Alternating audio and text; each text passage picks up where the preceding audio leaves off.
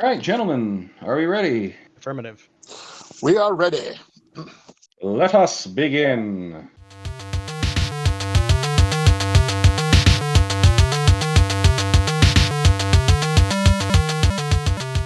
Hello, Internet, and welcome to another episode of Geek Fanthology. I am your host, Neil Corder, and I'm joined this week by... The one true Ben. And... Mike. And, we are in pandemic week 7012, or at least it feels like it. Still recording remotely. From our secure Yeah. bunkers.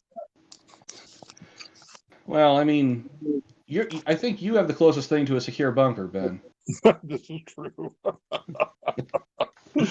You know, if the bunker's doing its job right, secure bunker should be a Redundant? redundancy. Yeah. It's like the tautology of an ATM machine. Yeah. Oh man, you read my mind. I was just about to say ATM machine, automated telemachine, or Yep. Padawan learner, as George Lucas likes to put his name on. Recent events. Been playing more video games, of course, because can't leave the house. As Cat Icarus says on his YouTube channel, the world is bricks. Thought we'd talk about more about some video games, and I had the idea for this particular topic because I bought a Humble Bundle that is no longer available for City Skylines, which is a city building simulator game, and so that's what we're going to be talking about today: simulation games. But first, let us go ahead and get some signal boosts out there. I suppose I'll go first because I typically do. I've been playing some City Skylines recently. It's a lot of fun. but the thing I actually want to mention is in relation to the episode of a couple weeks ago, EA just recently released a really just excellent remaster and re-release of Command & Conquer Gold and Red Alert 1. I have to say that was very tempting because I grew up with those games and enjoyed them thoroughly. Oh man, it is excellent. It keeps the same feel, but updates it just enough for sort of modern RTS goodness. The sprites have been completely redone, and the FMV videos, which is a tautology again. Yeah, full motion video. Yeah, but the FMVs have been remastered and upconverted. Oh, and let me just jump in real quick. Yeah. Speaking of echoes, Ben, we are picking up Neil's voice. Yeah, I think because you're reverb. just using your microphone and not using the headphones. I think we're gonna have to go back to the headphones. Well, shit. We will work it out. Alas, we now pause for actually- technical difficulties. That actually folds into a kind of a gaming news thing, in that EA has basically folded and has all these games on Steam now. I think Origin still exists at this point, but man, they are getting their butts whipped. Well, the Epic Game Store is turning things into kind of a two pony race, and I guess EA threw its money behind Steam. Which, hey, I'm happy. It means I can finally play a bunch of games that I didn't want to buy because I didn't want to download Origin. I'm kind of torn because, like, I think competition is good in general for the consumer and the market, but on the other hand, I love Steam and I use Steam, so meh. I use Steam pretty much exclusively as well. I like that there is competition, especially if it will make Steam better. Exactly. That's the thing that I worry about, is that, like, Steam's got to have some actual competition to keep them in check. Mm-hmm. And the fact that I can play Mirror's Edge Catalyst if I want to, now that I just need to buy it, that makes me happy, because the first Mirror's Edge was a lot of fun. I was like, hey, they made a sequel / remake / reboot, but it's on Origin, and I don't want, like, my whole thing about using Steam pretty much exclusively is just laziness. Like, I don't want to have to download another game client. I mean, I wouldn't care too much. I mean, like, there's some of that in there, but I just go where the games are, and the games are usually on Steam. Yeah. So that's it. In my opinion, I want it to be on Steam because that's where I typically go to play my games. And ooh, Unravel's on Steam now too. That's cool. I thought I was gonna have to buy that on my PS4. And probably still will buy it on my PS4. Anyhow, the other thing I wanted to say about the Command & Conquer re-release is a couple things. One, when it initially boots up, it plays a video where the EVA program updates itself from 1995 drivers to 2020 drivers. That's hilarious. Which is absolutely hilarious. 25-year update. Wow. Like it essentially it says it like it's all in in the video. It's like drivers out of date, downloading, and then it improves its graphical fidelity and like it's like, oh man, I hope there weren't any Y2K issues. Hope they got that sorted out. and obviously that was made new for the thing, but the FMV was very well upscaled and remastered. It's still here's what I can say about it. It looks as good on my 4K monitor as it did on my 800 by 600 monitor playing it off of a CD 25 years ago. Gotcha. But so like, yeah, no compatibility issues, but it still just is what it is. Well, no, I'm saying like the quality has pretty much remained the same. But like I'm not sure if I'm communicating this properly. Like I'm not saying it looks it looks just as good, if that makes sense. I think it makes sense. Yeah, there's some artifacting because when you try to turn something that was filmed in like 800 interlaced to 4K progressive, you're gonna have some interesting artifacting, but it doesn't look bad. And the nod missions are still hard as hell. Yeah, that is legit. And they didn't fix the sandbag bug, which I'm happy about. Is that the one where the sandbag is invincible? Well, it's not that it's invincible; it's that the AI doesn't know how to target them. Oh, that's right. It doesn't know how to actually target it, so it becomes an impenetrable wall. Yeah, so you can literally sandbag your enemy into his base, and he'll line up a giant army at the sandbags, waiting to get out. And you just bomb them if they don't have any anti-air. Yeah, I remember that. You know what's so funny about it is that it's a meta joke of you're sandbagging them by sandbagging them. But yeah, that's my signal boost. Also, apparently, the multiplayer is in the game, so that's cool. Hey, if I pick it up on sale one of these days, I might get to play it sometime. Hey, and the other nice thing is it's not a full price release. It was like $20, right. Which is good. So just to clarify for interested parties, I believe the official title is Command and Conquer Remastered, right? Command and Conquer Remastered Collection. So it includes all the original Command and Conquer games, expansions, and Red Alert games. Well, it's CNC Gold plus expansions plus the N64 exclusive missions. Because RTS games on console, that's a good idea. Oh wow, we should do it. We could do a whole episode on that. RTSs on consoles. On games in formats that where they really don't work. They've gotten better over time, but they started really poorly. Should add that to the list. Yep. Doing it now. Given that I don't play console games, I may have to sit that one out. When's the last time you played a console game, Ben? 2010 maybe. It was when New Vegas came out. Yeah, but we'd be talking about stuff from back then. We wouldn't be talking about stuff more recent than that anyway. Yeah, because these days. Well, that thing is. Mm-hmm. These days, Sorry, go ahead. See, the last time I played a console game before that was sometime in the 90s. Mm-hmm. I got an Xbox. I think it was an Xbox just to play. New Vegas. Got rid of it. Got it on my computer. Well, hey, that's when this started. You had Command and Conquer and Warcraft and stuff on consoles in the 90s. Mm-hmm. Yeah. But anyhow, that's my signal boost. Command and Conquer, which is Gold and Red Alert 1. And man, they're still just as fun as I remembered. I'm all about that Soviet Mammoth tank. That thing was the coolest unit. I never played Red Alert 1. We had CNC Gold. And then I didn't get another Command and Conquer game until Red Alert 2.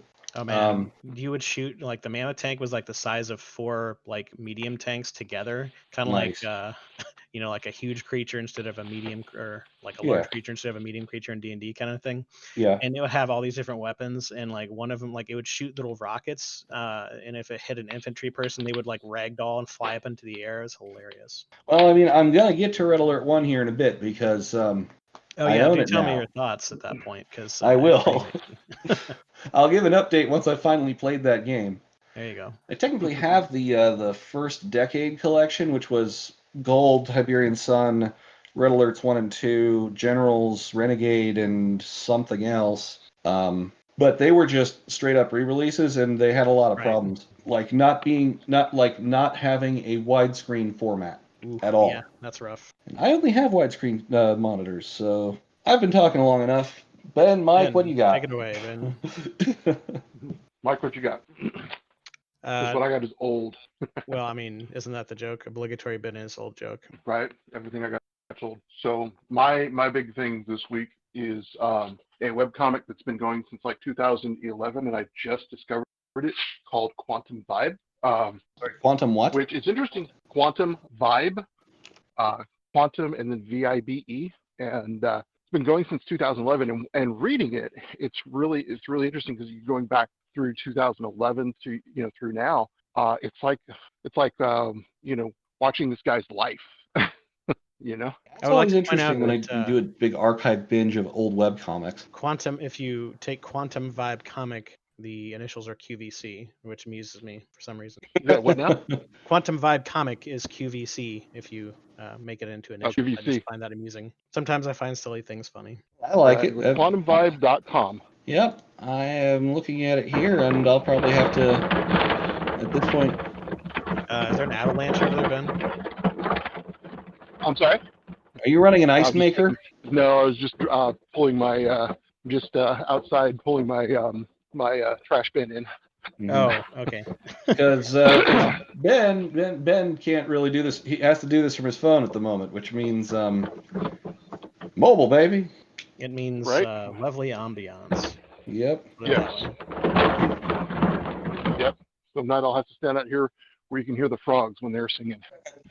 Well, I mean, 2020 is a massive cicada year. Just to add to everything else, so the trees will start screaming here in another in another month or so. We get some. We could get some. Take a. If it gets silent, we could have literal crickets. That would be cool. Right. So, but the thing I like about Quantum Vibe is that it's like been going for a long time. So each one is like it's almost daily, it looks, and or at least 1 or 2 a week, and it's like 3 to 5 panels long. It's some pretty good stuff. The 3 main characters that seem to be going all the way through it are Seamus. Oh goodness. Seamus O. Mercada, Nicole Orame, and an android who goes through the names Veronica, Ventura, and then becomes Murphy. So it's pret's cool. I'm going to look at it here, and I think it's probably going to be something I'm going to end up having to archive binge. Damn you, Ben. Yeah, you're going to have to. Let's put it this way. I started reading it Monday or Monday night. I'm at episode, I'm on strip. I've gone through like over 950 pages. There are currently 2,106. It's funny when you think of binging, you don't really think of comic or webcomic binging, but that's also a thing. I did that a bit with the oh gosh, why am I drawing a blank? Help me out here, Neil. It's the Giant in the Playground comic. Order of the Stick. Order of the Stick. Yes, that's the one. Yeah, that's a really good comic too. There is a gnat in my room, and it keeps landing on my monitor and pissing me off. So is that you, Ben? That's pretty much me, because in Ben news, getting a new place, getting a better connection, so maybe able to do this on something other than my effing phone. I wouldn't object, but neither would I. I also try not to bitch about it. I was just saying there's a shameless joke to be made. You're referencing something that was an older thing. It could be been there, done that. I just remembered a thing that I wanted to tell people about this idea that I had, so that maybe somebody can make it so that I can buy it. I want a Bluetooth connected candlestick phone setup. Okay, a candlestick phone is the old school phone with two parts where you take the earpiece off and hold it Oh, up while that. you. Okay, yeah. So what I would love would be like a candlestick phone. So with the base, with the mouthpiece, with the detachable earpiece that is Bluetooth enabled, so that this would be perfect for like cosplayers or like steampunk cosplays. Like, just a moment, I'm getting a call on my cellular phone, and you pull out the thing, and you're like, hello, yes, and That have may it be the single actually most work. hipster idea I've ever heard in my Yeah, life. because they make ThinkGeek for a while before it got bought by GameSpot and then bought by Amazon and then dissolved into nothingness. Had a Bluetooth they had a Bluetooth like old school like payphone handset thing. Oh, that plugs into your phone, Yeah, well, yeah, or they had a Bluetooth version, or they had one that just plugged into the headphone jack of your phone, which it right, was just the handset for an old school phone. Um, right. I've seen those. it's the same basic principle. I just want one that's candlestick version. Yeah. Sorry, I jumped on you there, Mike. What do you got?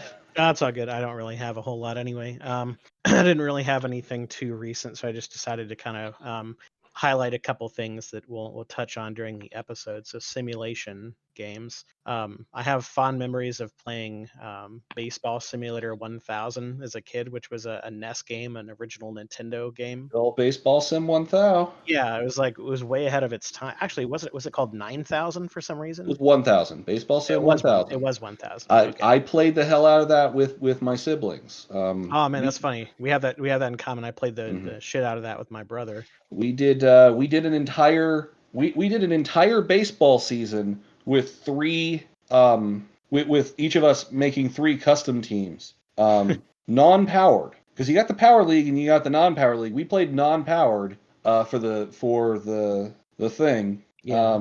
And this is a long ass take. I was young. My custom team name was Jaffo 2, which doesn't make any sense, but I was like 5. Yeah. We Okay, mainly so played powered. Jaffo, Jaffo, Jaffo 2, EJAPHOTWO. TW. Okay, because Jaffo, the term, there, if you watch Blue Thunder, there's a character they call Jaffo. Don't go But his, spoiling my childhood here, Ben. It was a nonsense word that literally meant nothing Let because him have this. a 5-year-old randomly strung letters together. Monkeys, typewriters, Shakespeare. Got it. Anyway, so yeah, Baseball Simulator 1000. I got better over time, but man, I was pretty young when that was. My brother's almost 4 years older than me, and he was so much better at the game than me that at one point he actually was like pushing the buttons with his toes and still winning. That's the most I've ever been trounced in a video game in my entire life to this day. It was pretty nice. But yeah, just a really interesting game, is super ahead of its time. And if anyone is like on a retro kick or anything, you should check that game out. I'm not sure if it's on the virtual console or whatever the hell it is on Nintendo these Apparently on days or the not. Wii U Virtual Console. But it's worth a try. I'm Mhm. sure you could find a ROM of it that you would definitely delete within 24 hours because you are a good citizen. You could Uh, apparently buy if you go on Amazon, you can buy a used cart of it for only $30 yeah, plus assuming you have a $5. functional NES. Or you got a Retron 5. Anywho, so yeah, Simulator 1000, Baseball Simulator 1000. And then I guess the other thing I was going to recommend was for people that may not be particularly into simulation games, or at least traditional simulation games, a way to split the difference would be the game Dead State, or its sequel Dead State 2. Which are both on Steam if you're into the Steam thing, but they're on PC and consoles. And basically, it's like a zombie apocalypse survival simulator. Like, it's an actiony game where you're running around and doing like third person action stuff and whatnot, but it's also very much a simulation game because it's like you're managing all this stuff. You're managing like a whole settlement in the zombie apocalypse, like the immediate when it first goes down. Like, think the beginning of The Walking Dead when it's like brand new and actually happening. yeah. So yeah, that's pretty much it. Just wanted to highlight those things. I didn't really have anything specific I was into at the moment because I'm pretty sure I mentioned Space Force last time, which was great. I binged pretty quickly that Space Force show on Netflix. That was it. Sorry, I was trying to remember. Right. Sorry. The smiling baseball team was my favorite Ultra team, and yes, because Boyd he ran so fast that you could steal home. Yeah, for people who don't, The you know, lead know off what we're talking bad about. batter. You got to give your baseball players superpowers, so you'd have like a line drive that would like hit somebody's chest and they'd go flying back into the very back of outfield, or you'd have like a pitch that became like a cannonball that was like impossible to hit, and all sorts of crazy shit like that, and like runners that were as fast as the Flash, almost craziness. That was, and the thing was, Boyd had that without any superpowers. He just ran like the friggin' wind. He had a run stat of 55, which goes up to 90. But Those are numbers. yes. In other nostalgic baseball games, which it really isn't what we're talking about here. Another really great NES baseball game was a game called Base Wars, where you had a team of robot baseball players, and anytime there was an interaction that should result in an out, on the field, unless it was just someone catching you out, like someone tags you out at first. No, instead you go into a side scrolling fighting game, wherein you could have your robot beat up the robot trying to tag him out and then not be caught out. I didn't actually play it, but I did see that. I remember seeing that on the internet and being very amused. It's a fantastic game. You win by either having the most points at the end of 9 innings, or by blowing up, I think, 3 of the opposing robots. So it was entirely viable to have a strategy based around being really good at fighting people and winning fights at second base instead of anything else. It's like, hey, do you love baseball, but you wish that there was a lot more fighting and robots? Here's your game. However, sports games are kind of a different thing.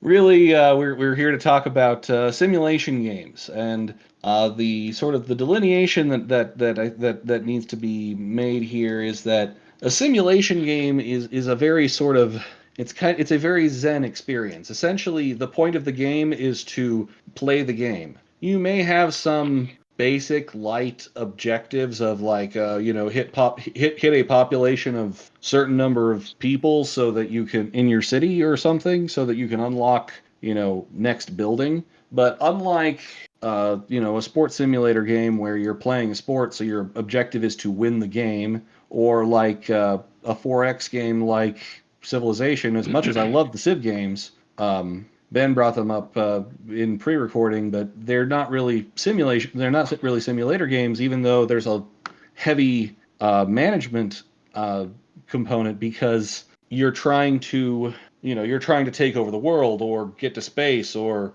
have the best religion or what have you. You're trying to win as opposed to just playing the game for the sake of playing the game. Yep. Well, Sid Meier's the Civ guy, and that reminds me of another game, Sid Meier's Pirates. Mm-hmm. Oh, got that one. I played that when it first came out. Yeah, it's like, is that really a simulation game? Not really. Or Sid Meier's Centauri, which is basically like Civilization, the sequel. In space. Sid Meier's name is so ubiquitous. It was like, how you see there's all these shows and movies where it's like Marvel's fill in the blank. It was always like Sid Meier's fill in the blank. Yep. Right. Well, because there was actually a reason for that.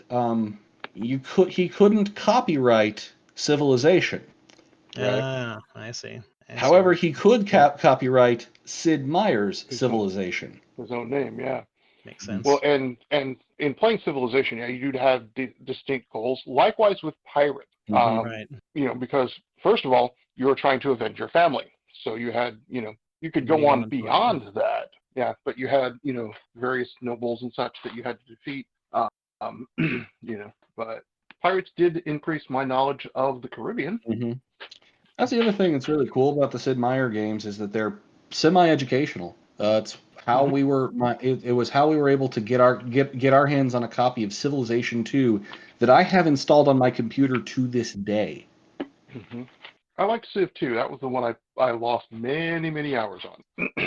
My proudest accomplishment in Civ 2 was playing as the Russians, embracing communism, and having a point of corruption in Moscow. Here's the thing: you have a few different resources that cities generate. One of them is trade. Anti-trade is corruption. The city that is your capital is not supposed to be capable of having corruption when you are a communist, because that makes actual logical sense in the world, right? No, but that's the rules of the game. However, I got my trade so high in Moscow that I could not actually have any more trade, so the game had to give me corruption. Okay, so my audio just cut out a little bit, but let me go ahead and finish my thought, and I'll tell people what happened here later. But so I had so much commerce in Moscow that the game overflowed and didn't know what to do with it. So even though corruption is not supposed to be possible in your capital city because your palace is there and it eliminates all corruption, I still had corruption. It was hilarious. Well, it's just art mirroring life, because Moscow, the Soviet Union, was the peak of corruption. It was so corrupt. Especially under communism, which was hilarious. But Right. As to why my audio cut out, we use a bot named Craig to record the podcast remotely, and he died last night. We're actually recording this on 2 separate nights now. Yeah, but he only Mr. Peanut died. Like, he didn't die. He's back. Right, he just got planted in the ground and sprouted. I mean, for a little Again. bit, when the developer was fixing things, he actually called the bot Son of Craig. So, because apparently Discord changed some settings and it broke the bot Craig across all of Discord. My heart goes out to everybody who got screwed over last night. Right. So we're actually going to talk about sim games. Right, actual sim. Did we get to the spoiler of the week last night? Yeah, I think we did. That so-and-so was a genius. Yeah, Will Wright is a genius. Right, that's the one. Yes, we did. Ha-ha!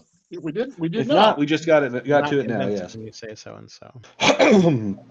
So, like I said, I've been what brought this to the forefront of my mind was I picked up City Skylines, which is it's SimCity, except not the most recent SimCity released by EA, because EA bought Maxis, and then Maxis kind of started sucking because EA does that to small development houses. EA effect. That's what documented. EA buys company, sucks all the talent out of it, and then typically dissolves it and destroys it. Kind of like it's like the Galactus of game developers. Kind of. Publishers. The board of game publishers. And this is right after me having said very high praise things about how they did things with the remnants of Westwood Studios and the Command and Conquer re-release, but so they sometimes get it right. Those were many moons ago. Yeah. Right. So SimCity was one of the first Sims that I played. What was Friend City? SimCity. SimCity. That makes a lot more sense. I've never heard of Friend City. But I think Friend City is just Animal Crossing. Right. Which is another good sim game, actually. It's a life simulator, but it's a sim game. Right. Well, So, and SimCity, what platform did you play it on, Ben? PC. Super Nintendo over here. Yep. That was where I first encountered it, and also just a brief aside: SimCity for the Super Nintendo is the only game that I have ever sat down and watched my dad play for hours. He completely filled the starter island tutorial level. Didn't realize it was a tutorial level. Got kind of irritated that he couldn't expand more, but he had built a city that covered the entire map. And then we had Bowser destroy it all. Yeah, because instead of Godzilla, it's Bowser in the Nintendo version. Yep. Plus, if you get your city to like 500,000 people, you get a special statue of Mario as one of the gifts of the special placements. He had that. So yeah. SimCity was a good one. You had to reset your tax rates and things like that. That was an interesting thing. It was Mhm. a good resource and time management game. Yep. Although I My did, Go ahead. huh? Although I did still feel like Civilization was a more fun game for me. Because mhm. SimCity, after a certain point, you're just sitting there watching it. Well, I mean that's kind of where the breaking point from a 4X game to a simulation game. With some simulation games, you're right. Eventually, you just get to the point where you're kind of just watching it and tweaking it slightly and things along those lines, and that can be fun in its own right. But some people like that, some people don't. Like sim games have always been a niche market. Yeah. However, members of that niche are willing to pay through the nose. Right. For an example, the game Train Simulator 2020 on Steam has 586 pieces of DLC, with an average cost to those DLC pieces, some more, some less, obviously. So we're taking kind of the average looking at things of $19.99. Right. This means that if you wish to buy Train Simulator and every single one of its DLC expansion pieces, you have to pay the upfront $29.99 for the game, and then $11,714.14 for the DLC. That's just insane. Yes, it is. Now, obviously, no one does that. The thing is, you can pick like the DLC is like different train lines and train bodies. So you buy the thing that you want, Right. Well, it but makes sense still, because people that would do the model trains would get fucking crazy with that stuff in the analog world. All it's the true. money and time and stuff. In a way, it's just a continuation of that in the digital world. It's very true. It's still just like you want to talk about the niche, but also how much like people are like will buy into the niche. That's not particularly atypical. Farm Simulator also has a crap ton of DLC. City Skylines has a crap ton of DLC. When I bought the thing, I got I think what it was like 11 pieces of DLC, and oh man, do I not have all of it. Right. And oh man, will I not buy all of it either because there's so much. Right. Well, and the same thing when you get into, you get into the sim of all sims, the sims. I mean, you could spend hundreds of dollars on the DLC on that fucker. It's true. I've got which Sims game do I have? Give me a second here. Searching my Steam library. I think I've spent about $120 on The Sims 3 and a few of the expansions that I own. Right. I never got into And the See, I think I spent well, yeah. I spent about $20 or $30 on that. But I have the pandemic version, so And let's also not forget that what you call it. There's also a gigantically huge, ridiculous modding community. So, yeah, that was the like, next thing I was going to bring up. mhm. All these game communities are very, what's his word?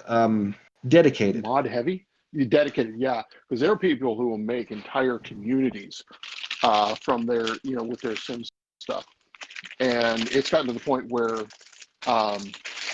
oh, even Fallout, which has kind of added its own little sim element to it in Fallout 4, if you notice, is much the same. Mm-hmm. You have a strong modding community. You've got thousands of files.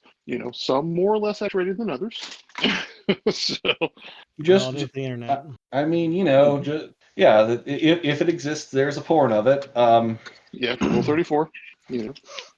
I'm not sure if there is of like SimCity and such. The SimCity game that I spent the most time with, because pretty much everyone who started a sim game, who's started with a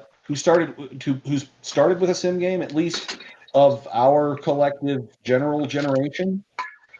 Mm-hmm. And obviously, yes, Ben, obligatory Ben is older than us joke, but That's better than Ben is old. I'll take it. yeah, but still, like we are of we are of roughly commensurate gaming generations.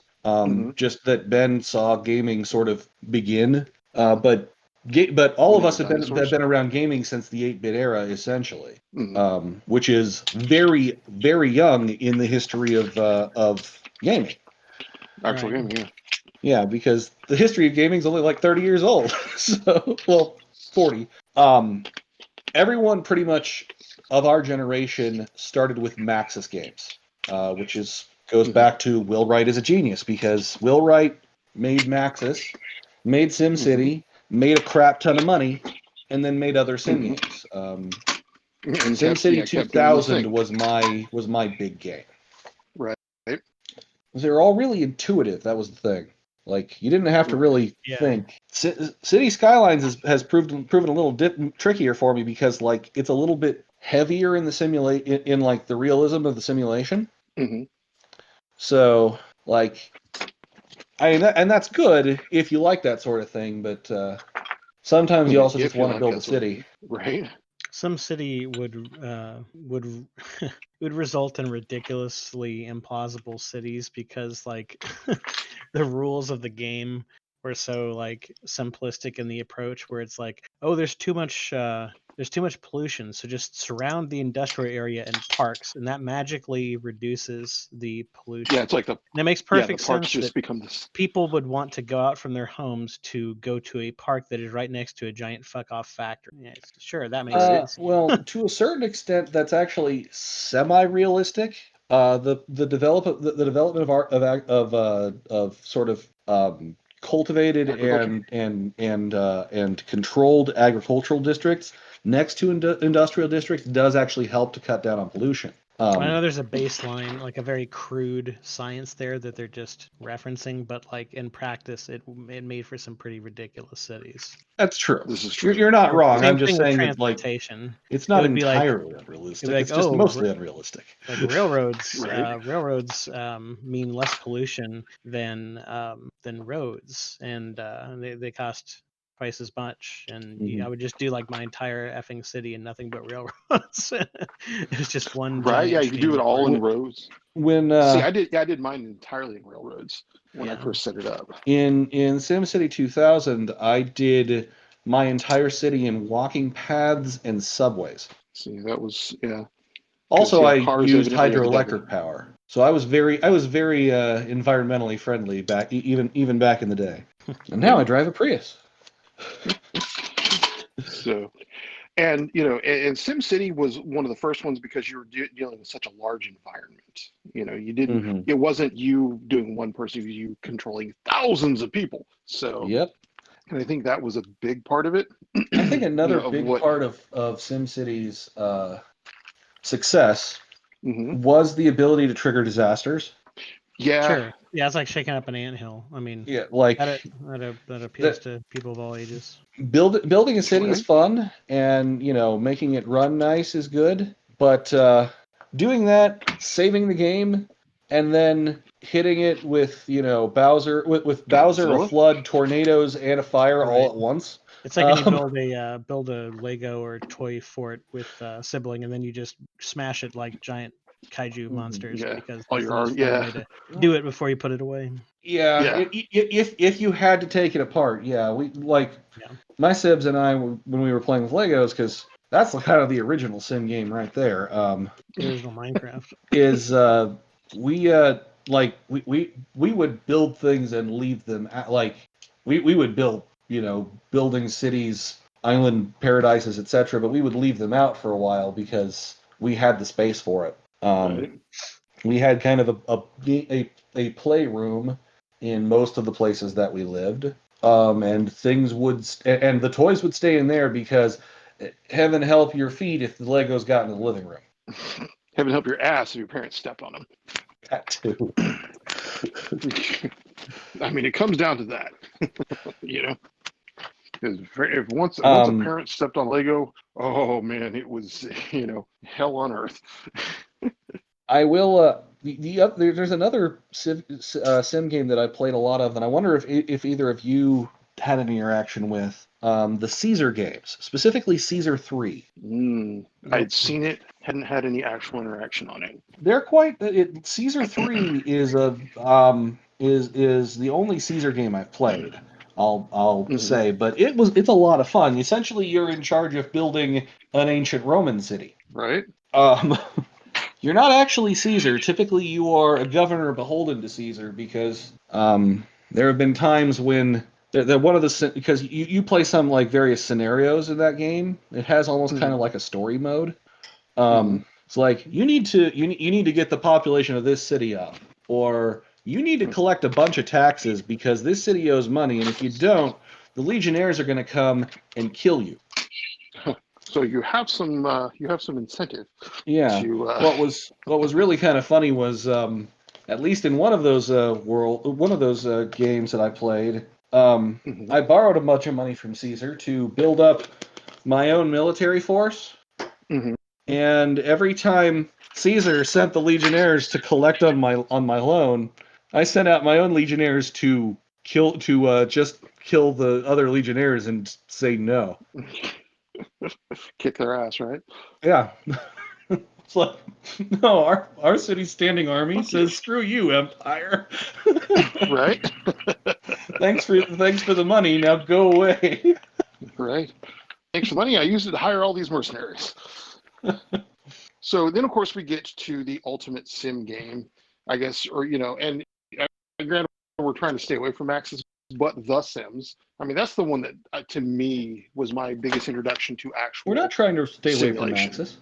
That was the one. We're trying not to focus solely on the no. Although they kind of cornered the market, so yeah, they did. Up until like the last 10 or 15 years, if you wanted to play a sim game, it was a Maxis game. Yep. So yeah, that's the thing. But yeah, and we kind of touch on the Sims has a tremendous modding community. Oh yeah. I mean, it's huge. And I think that, to me, the thing about it is it makes it so very personal because you have your sim that is you. And you have access to all the things for your sim. But it is time management, but it's also very much, as it gets more and more, when they added in motivations and things like that, in the later games, when they tweak that system a little more, so it was not just hunger, thirst, got to go to the bathrooms, and and energy. I think that but I mean, it is amazing. It's just like the Truman Show. You know what I'm saying? Except you control everything. Yeah, you're not just watching it happen; you're controlling it as it happens. So, I invariably ended up making Sims that were effectively coke-fueled artists. They never slept because they drank enough coffee that it replenished their energy. Because that's as close as you can get to having them do cocaine. At least without a mod. Right. Yeah, of course they probably have cocaine. Oh yeah, I'm sure that there is a mod that introduces hard drugs. Yeah. I didn't have much of a modded Sims 2 or Sims 3, but yeah, they drink a bunch of coffee from their super espresso maker, and then because I always ran a family, the wife was a novelist, and the husband was a painter, and they never left the house. They didn't actually have jobs, and they never slept. Right. And the kids I would always have mine lose their minds. That's like The Fly, but with a married couple. Well, see, I was right. I would still have mine sleep because then there's also woohoo if you've got a husband and wife. Well, yeah, you can definitely have them, woo. Right. And where do they think those babies came from? But right. Yeah. Because they always had kids. Eventually. Yeah. Now, and see, I always did it where I was either single and a novelist, and now in the new Sims 4, oh my God, you can make a boatload of money as a novelist. I mean, my novelist, I had one character who was a novelist, and she makes more money as a novelist than her spouse does at the top of his career. Well, I mean, that was something you do in 2 and 3. Just typically the first couple 3 novels didn't sell very well. Right. Well, in this one and in 4, you start self-publishing and then you publish, and then you can submit to literary digests. So there's levels to it, and of course there's always the bestseller and things like that. But yeah, as you And after a certain point, if you get your writing high enough, you can crank out 2 or 3 novels a day. Mm-hmm. But the Because thing that's about realistic. right, exactly. Well, the thing about Sims 4 is that the thing about Sims 4 is that the oh well, now I forgot what I was saying. Is that your royalties start falling off after a certain point. After so long, you stop getting royalties on it. I think that's the same in 3. In 3, you didn't really get residual royalties. You sold the book, and then after a couple 3 days, you got your book sold well. Here's how much money it makes you over the life of its sales. Because I recall it popping up where you would actually make a certain amount per day or per week. I'll admit I haven't played 3 in a few days. In actually about a year. So maybe I'm remembering wrong. I know that was definitely the case in 2. Right. So I played the hell out of The Sims 2 in college. Right. Let's see here. Hold on a second. Writing career. There we go. Because it wasn't a career; it was just a write novel writing at a skill. computer. Right. Exactly. Yeah. And you could now in 4, you actually have to be in the right mood to write, which I hate. But because you can't just write a romance novel. You actually have to be in a flirty mood in order to in order to do it. That seems odd. Let's see here. Yeah. Or you have to be focused or something like that. Right. Might as well be talking about Doctor Who. 'Cause I haven't played a single one of the games. I mean, I'm aware of them tangentially, but. Well, I was about to say you mentioned in pre-recording that you played a bunch of Sim Ant, which I have no, I have no. So I figure we'll give you a chance here to that'll be to do what we're doing to you. Sim Ant, baby. Right. I'll die on Okay, this so your royalties you can earn in Sim 3.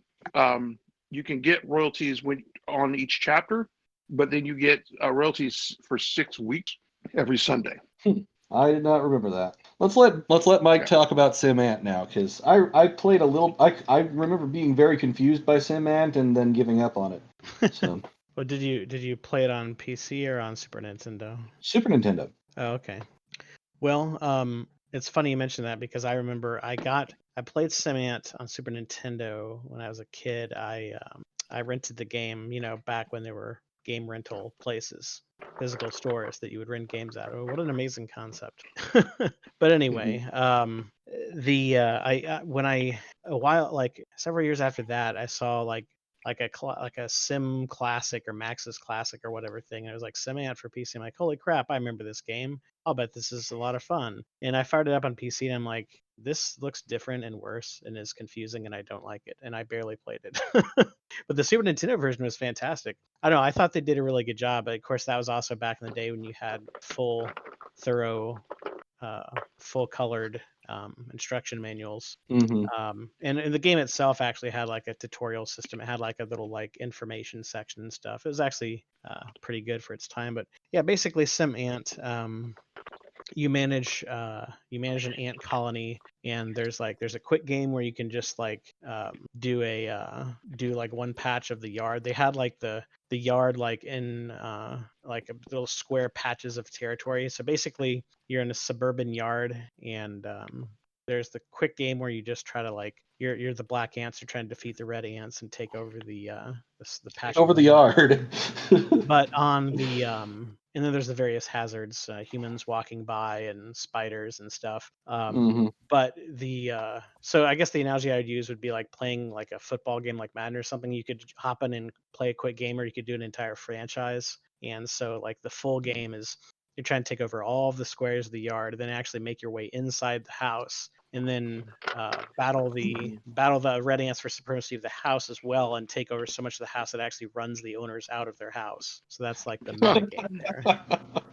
So it's pretty crazy when you get inside the house, because like instead of the normal terrain, you have like a shoe on the ground, and like crumbs of food, and just like all the have carpet instead of grass and stuff. And it was just super weird compared to the normal background you're used to. But I don't know, the game is really charming and whimsical, I guess you could say. And at the same Mhm. time, it's very educational, just like many sim games. Mhm. I don't know, as a kid, I thought ants were the coolest insects, and I had an ant farm at one point, and I just really thought ants were cool. And so then I tried the game, and the game was just a legit good game as well.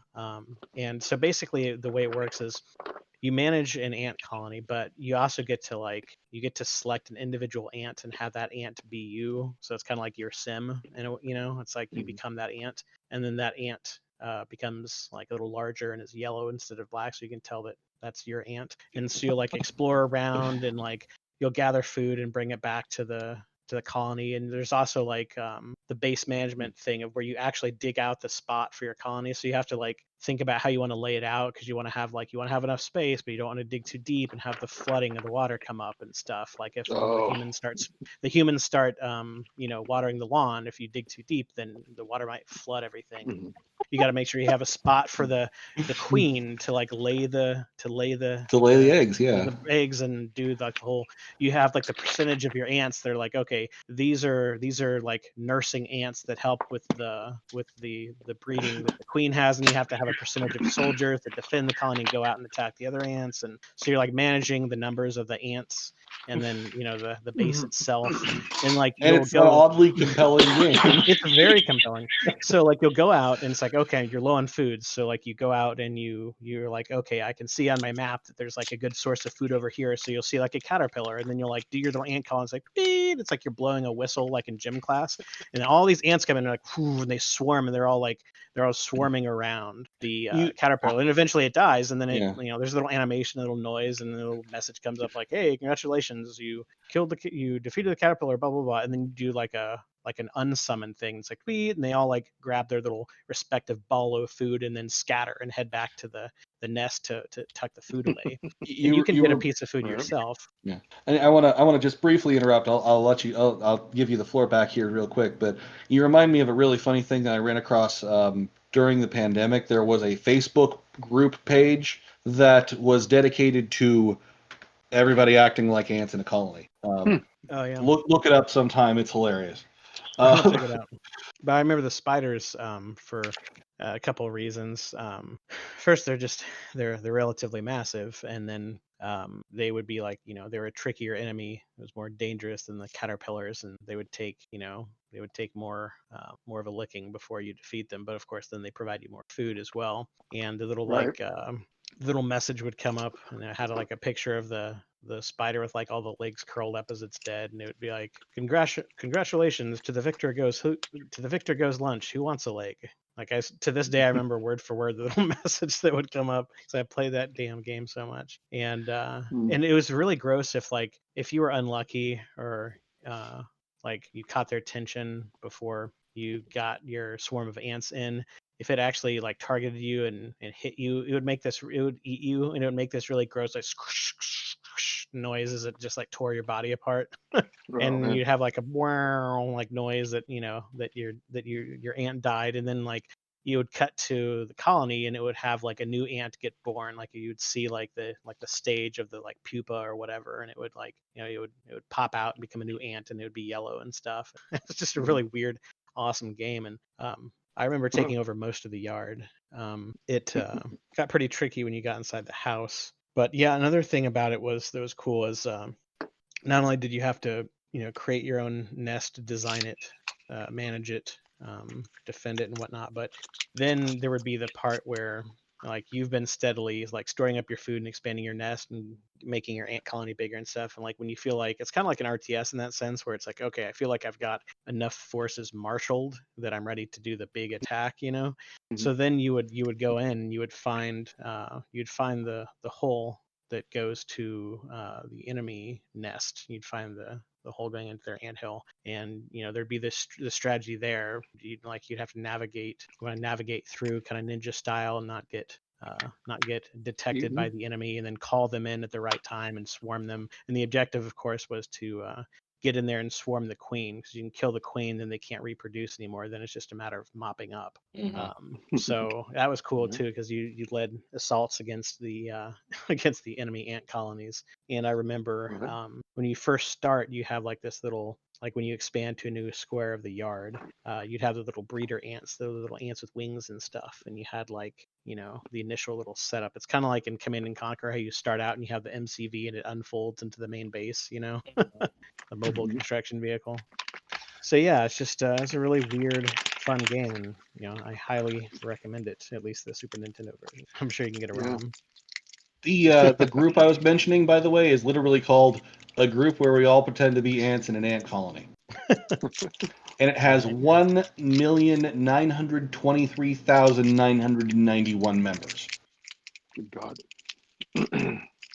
You can't actually see the posts unless you join the group, but there are a number of news outlets that covered it, including NBC News.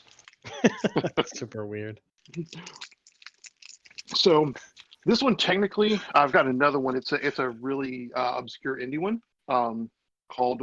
It's technically survival, but it has a really strong Sims quality to it. Called Project Zomboid. It's basically The Sims during a zombie apocalypse, because you have to manage your hunger, your emotional state, hunger, thirst. You have to acquire food. There's no jobs because everybody's a zombie. But it also takes into account things like boredom.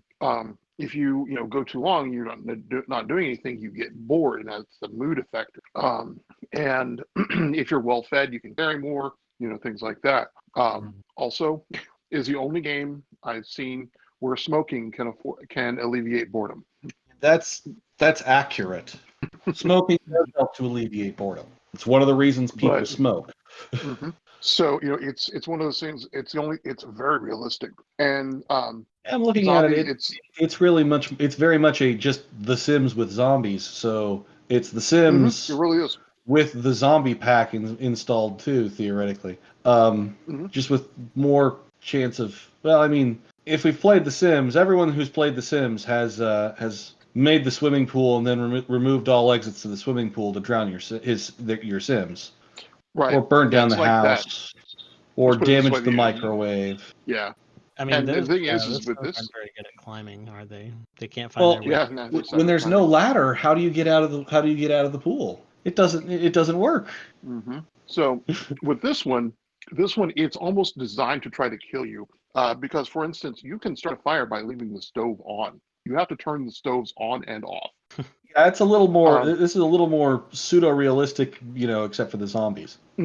Well, and the opening screen, it's like, the end had come. The world had ended, and it ends. This is how you died, because eventually, you can get diseases and die of them. You can get the zombie disease. You can, you have to get food. You have to, and you can only carry so much, and there are no vehicles. So yeah, it gets weird. Except for the no vehicles part, it kind of sounded like the Oregon Trail for a second. Yeah, it's funny because there's a zombie version. Actually, they just introduced vehicles into the game. Like ORGAN, the Oregon Trail. Yeah. And they're constantly introducing new stuff. It's been a while since I've played. But guns, while very effective, are very effective at attracting zombies. So you don't want to use them very often. Because noise. Yeah, my favorite weapon was a fucking crowbar or an axe. I've always said that I will that one of my main weapons come the zombie apocalypse is going to be a very long steel crowbar. Because I mean, bludgeoning's really probably the best way to deal with zombies if you're gonna be up close. You really don't want to be up close, but probably the best method. And crowbars are just so darn useful. Right. You can pry things open. You can remove nails. It's like it's like a zombie killing Swiss Army knife. Yeah, my entire operational zombie plan is based off of remaining mostly pretty light and optimizing for utility. And coming out to my place. Well, yeah, but you're moving, so I don't know about that anymore. Hey, my place is gonna be bigger and it's gonna be closer to you. Yeah, but you're gonna be closer to the urban center. One of the one of the attractive things about your place where it is right now is it's out in the middle of friggin' nowhere. This is true, but that's one of the detractors too, because my internet sucks. But no place we're still on the other side of 44. Yeah, I doubt that in case of the zombie apocalypse, people are gonna care much about internet. This is true, but like I said, we're still outside of the bulk of town. Mm-hmm. And but Project Zomboid, my friend Kyle introduced me to it, and he still plays it from time to time. And the thing is you start off either as unemployed or you have 8 other professions that have that have perks and flaws that can make you better or worse at things. So. And you can learn skills. You have to construct things. So it's very, very survival based. Mm-hmm. But it's also a sim game because you're trying to stay alive. But and you also, the zombies in that game, they're Romero style zombies, but they will break windows to get to you. I never understood why zombies don't break windows in more like from a realistic standpoint, because I mean they don't feel pain. Right. Right. Yeah. So why would just they? A barrier to them. Yeah, you got a lot of them, and there's nothing special about the window. You think it'd break pretty easily, pretty quickly. Yeah. Oh yeah, and they do it. They'll crawl in. See, for me, the worst part is going into a building and finding these cramped little rooms. Yeah. Because it takes 2 or 3 shots to kill a zombie in that game. So yeah, you don't want to get swarmed by zombies. For me, the best tactic to fighting a group of zombies is to hit one, beat the crap out of it, move a little ways, string them out, run up on another, hit it, kill it, move back a little ways, string them out a little bit, hit another one, basically just slowly string them along until you kill them all. Yep, standard kiting procedure from MMOs. Yep. So don't fight a horde, fight them one at a time. Mm-hmm. The journey of 1,000 zombie hordes begins with a single zombie, something like that. Yeah, with a single skull split. Yeah. The single bludgeon. Right? The single blow. So you're talking about zombies and stuff. There's so many different types. I think it's funny that Zombie Simulator is its own subgenre now. Yeah. But there you go. There's so many weird categories of simulator now, and some of them are tongue-in-cheek at first, and then they actually become a whole thing, like Goat Simulator, for example. Simulator. Right. And then you got the farming simulator. Because one of their advertised benefits of Goat Simulator is thousands of bugs. Thousands of bugs. Yes, and they're talking about programming bugs. Like that, right. Literally, like they're advertising about how bug-ridden the game is. So there's another one, truck driving simulator. Mm-hmm. I mean, they have specific types, like European truck simulator. There's specific. There's subgenres of subgenres. Like it's like it's like an Inception kind of deal going on. Right. Yeah. Various there are farm simulator games.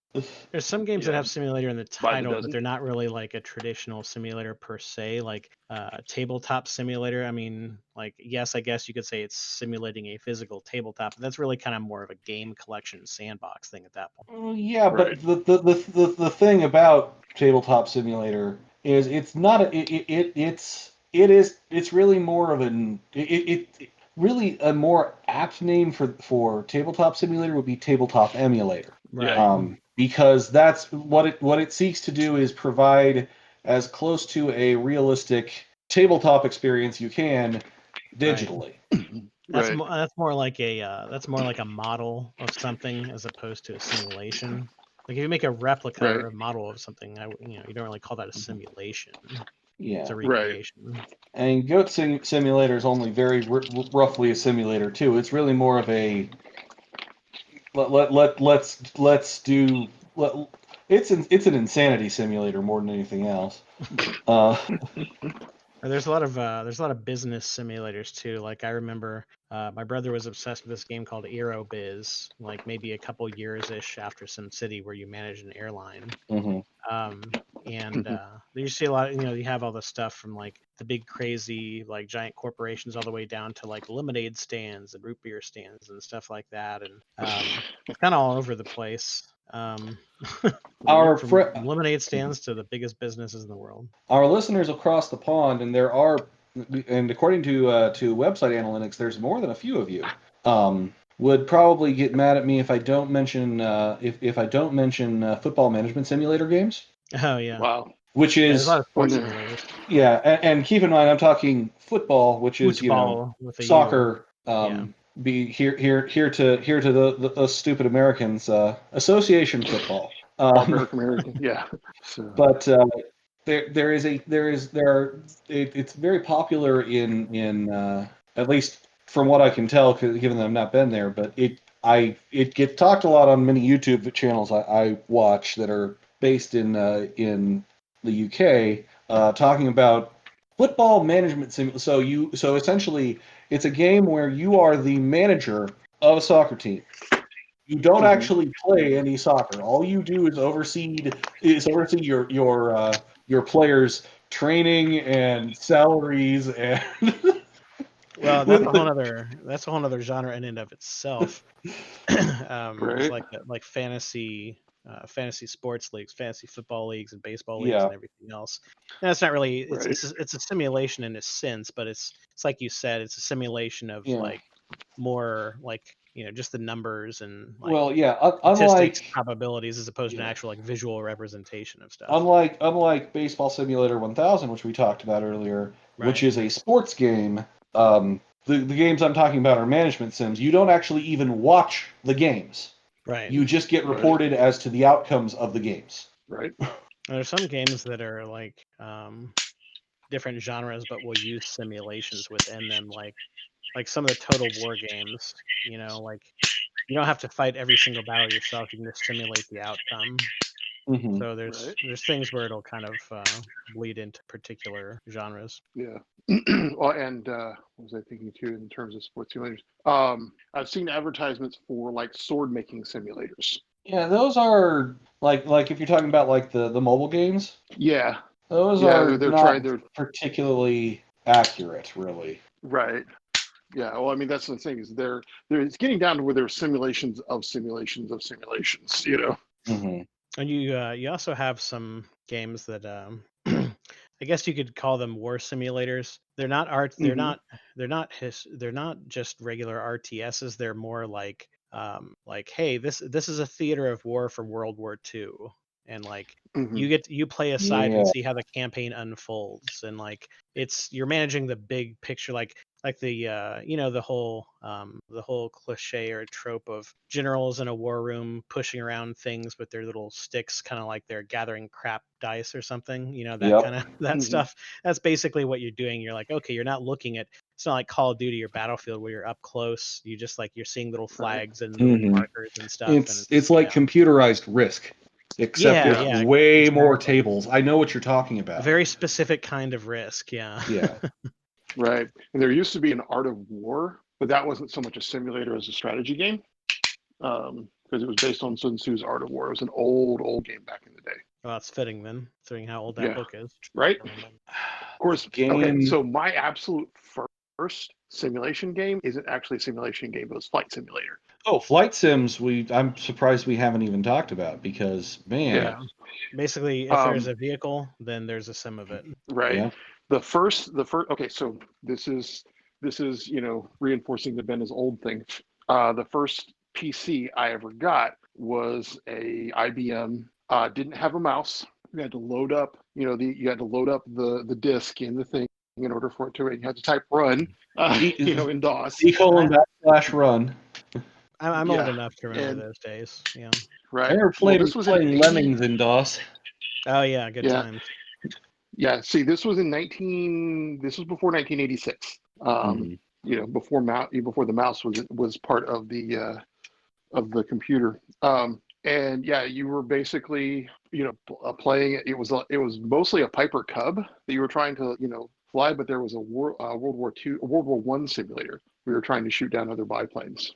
And landing was a pain in the ass. Let me tell you, just like in real life. Yeah, I remember very primitive flight sims and like space flight sims and stuff. Right? At the Yeah, I time, it remember was when in. like, easy to be impressed by basic graphics. It was like, ooh, this looks like a Oh yeah. starry landscape. How cool. Right. And then, like, enough time Yeah. passes and the screensaver of something like that is more impressive than the game itself. Right. Well, and one of my best games with that, I was basically my plane was just shot to shit. And if you landed and landed on your base, it was like a big, like a helipad. Then everything was repaired, and you got all your, you got your guns refilled and everything because you didn't have infinite bullets. So my gun shot to shit. I got an enemy biplane behind me, and I practically fall out of the air, coast across coast across my base. Sorry, damn gnats. Coast across my base, which repairs my plane, restores my bullets, and basically take off and do a loop and shoot the plane that's trying to kill me down. So it's like, yeah. I think my earphones are dying because I gotta. That's a shame. Mhm. One of the types of games that you were referring to earlier, Mike, the one that I'd heard of, is actually a World War One game called Commander: The Great War.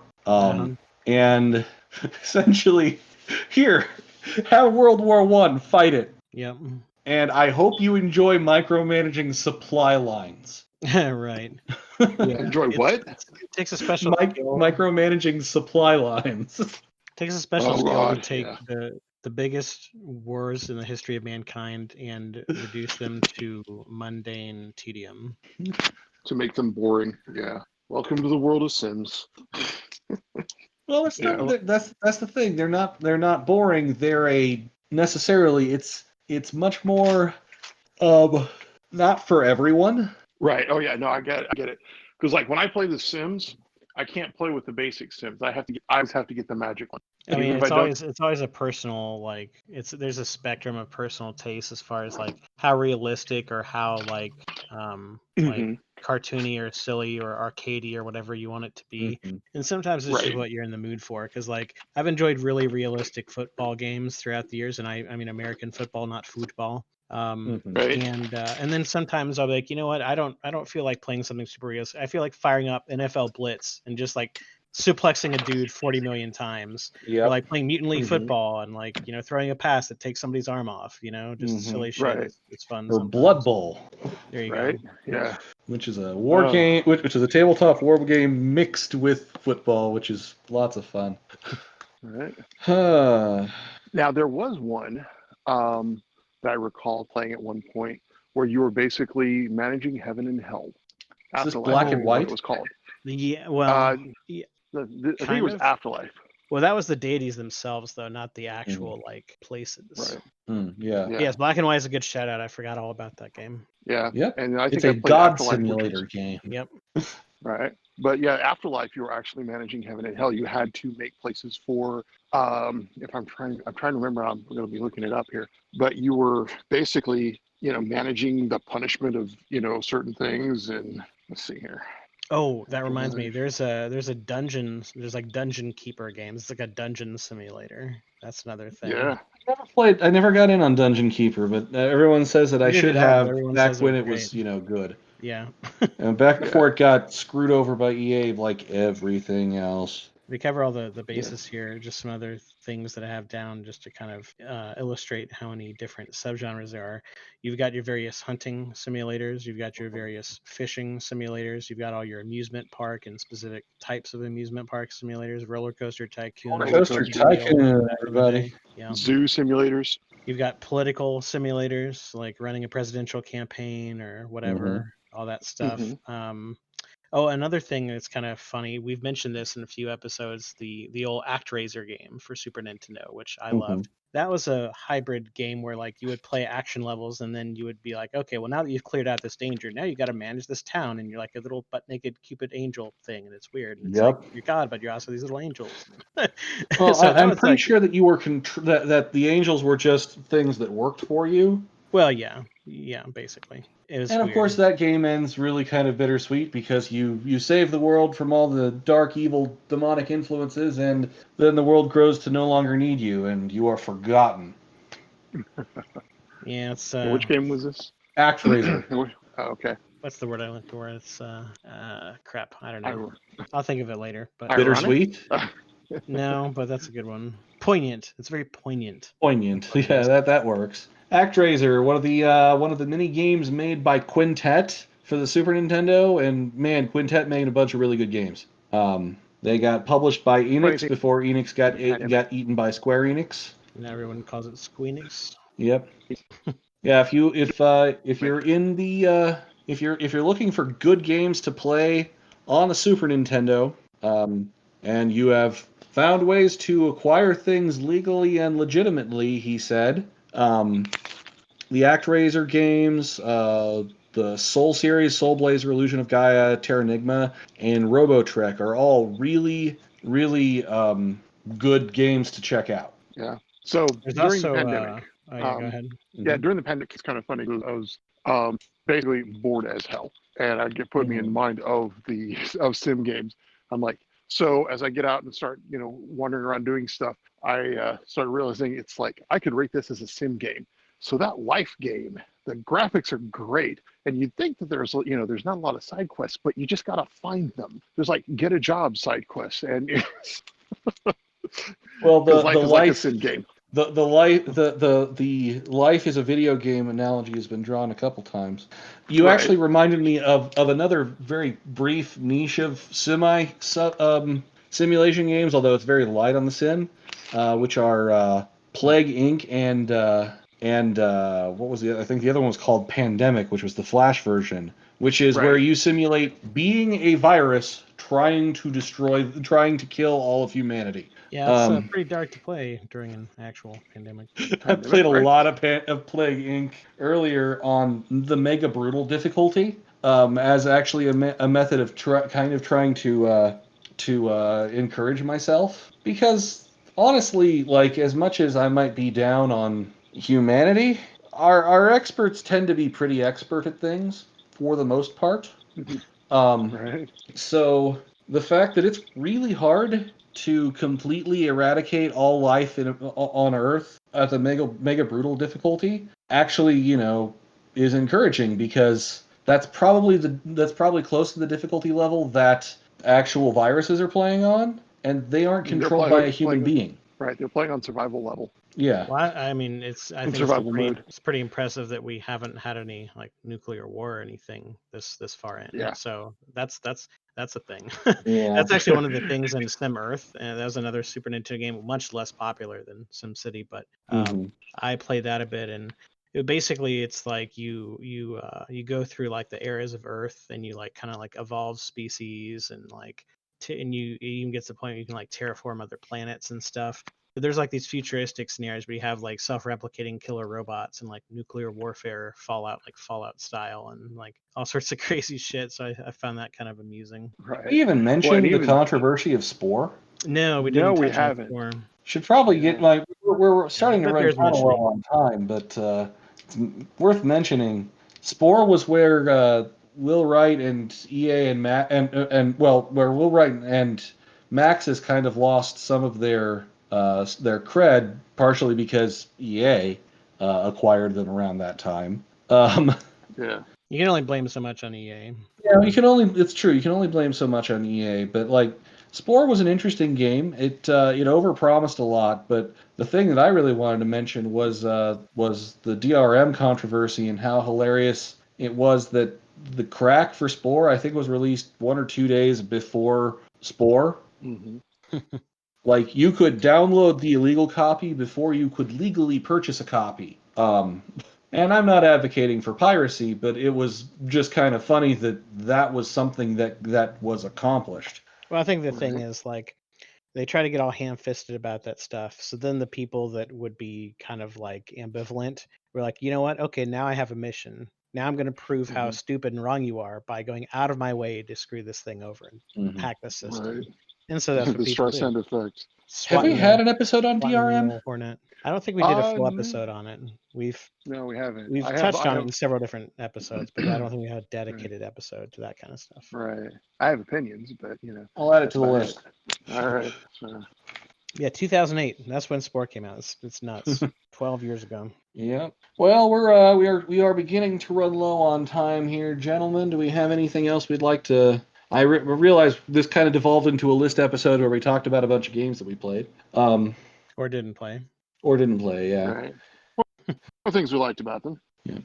So I've always enjoyed the playing God aspect. I always get to a certain point where where I transform from a kind and benevolent god to a cruel, merciless one. Usually, Right. it's indicated by me saving my game. Right. Right.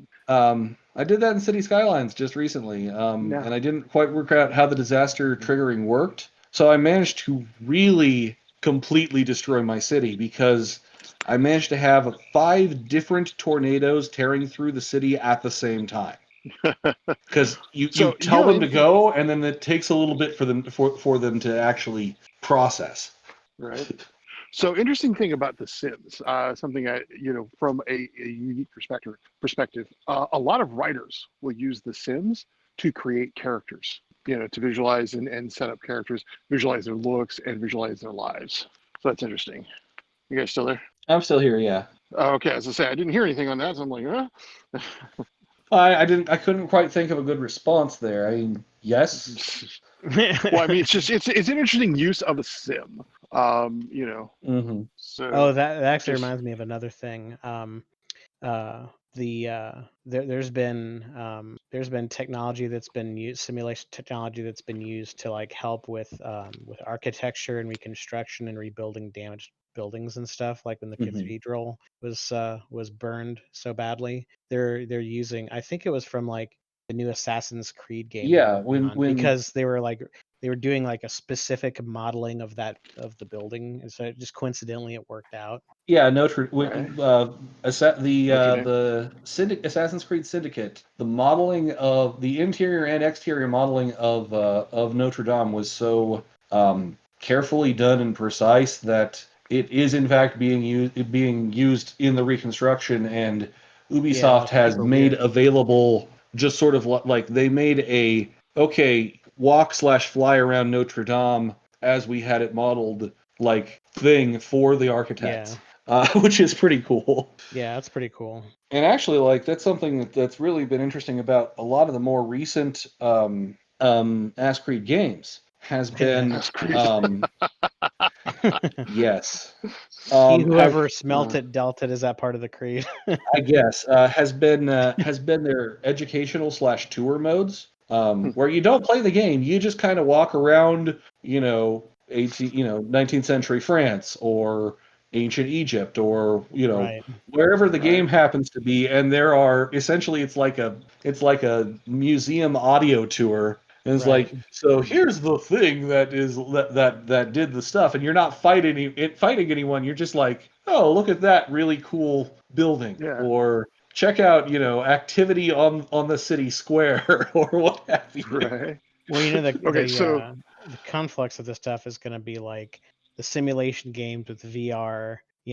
Like it's going to be this whole right. thing where it becomes it's whole new genre where people are actually like simulating historical experiences and like Hmm. doing all sorts of Yeah. crazy stuff. So it's gonna be interesting to see kind of like the combination of where the genre goes with the VR technology. Yeah, Right. mixed media of VR plus non VR is going to be really kind of cool. Right. So okay. So in mentioning specialized sims, since I'm standing outside right now watching airplanes fly over, there was a flight controller sim at one point. Hmm. So, but interesting aspect to note. A lot of games have started adding in sim aspects, and that has, I think, helped their popularity. So, for instance, Skyrim added, was it Hearthfire, which lets you Hearthfire, yep. build a house, lets you build a Build a house, house, yep. have kids, all that. Fallout 4, you have your settlements. You have to manage your settlements. You have to keep them happy. You have to, build stuff, defend them, things like that. Was it Fallout 76 has its own quasi thing, where you're keeping track of things, but that it's not as strong as in Fallout 4. I mean, Because so a nothing lot of about Final games. Fantasy, because nothing about Fallout 76 is as strong as any other Fallout game. This is true. It's not quite even Iron Fist good, but um, Well, that's the thing so yeah. with doing that is you take like a beloved game or Mhm. environment And then when you add that aspect, it makes it feel like there's more of an investment or more of an immersion there. So then Yeah. people are willing to spend more time or get more into it. And not only is that just cool in general for people to experience, but it's also financially lucrative to the companies, because then when people have this attachment to the virtual space, they're more likely to buy like DLC and cosmetic things, expansions or whatever, right? Because they're like, Right. it's their virtual space, so they want to Mhm. keep going. Right. Okay. So We do need to kind of go ahead and wrap it up here, folks. all right. So real quick, Sorry, last shout out. I was chatting with a fan and talking about there is a KFC dating sim. I think we mentioned that earlier. And Oh, yes, we did. Yeah, we did mention that. Yeah. yeah, yeah. I remember. There's also a Wendy's module for Dungeons and Dragons 5th edition. Yep. Right. I always thought that the So, term dating sim is very loose, because really it's just like, hey, here's a bunch of dialogue choices, have fun. It Like, should be pointed out that people say dating sim a lot of the time when they really mean visual novel. right. yeah. Well, and bearing in mind that a lot of these sim games are basically, those are what board games used to be. Monopoly was one of the first sim games, Or because like you were, a digital choose your own adventure book Mhm. kind of. right. Well, and there used to be dating board games, which is funny as hell. The But sim to which you are referring, by the way, is called I Love You, Colonel Sanders, a finger-licking good dating simulator, which is Oh free to man, play on Steam. the double entendre there is just right, finger looking good. I don't know. right. So Yeah, yeah, double I down think the entendre. idea, right, exactly, double down, double E down. And it's But anyways, and you can play it for free on Steam right now if you really feel like it. Its publisher is yeah. in fact KFC. God, I think it's kind of everybody's one of the getting things on. that's like, it's fun to just like download and play for a few minutes, just so that like when people see your Steam profile, they're like, wait, what the fuck is this? You've been playing this? Right? It's like This was in your Tofu library? What's Boyfriend. going on right now? Yeah, Right, yeah. exactly. Yeah, it's the person that has like 6,000 hours of that makes you go, roll 34. So, You just idle and rack up the hours and Yeah. make people wonder about right, you. exactly. All right. So, Oh, boy. so final thoughts, because I think I presented my final thoughts. Is that I quite Right. enjoy I quite enjoy sim games, but I do Sim have to games? be in the right mood for them. Like I will go through like a lot of other games, like I will go through bouts of playing a lot of The Sims or a lot of City Skylines or a lot of Minecraft, and then I'll kind of put it down for sometimes years at a time. Mm-hmm. And then at some point I'll pick it back up again. Like I just recently was like, man, I'd love to play a Mm-hmm. city building game again, so I bought City Skylines. Right. So, Yep. yeah, Sims 4 got me through the pandemic, stay-at-home time. It was funny. I was thinking about how, you love that the Spider-Man game on PS4. Super Mhm. good.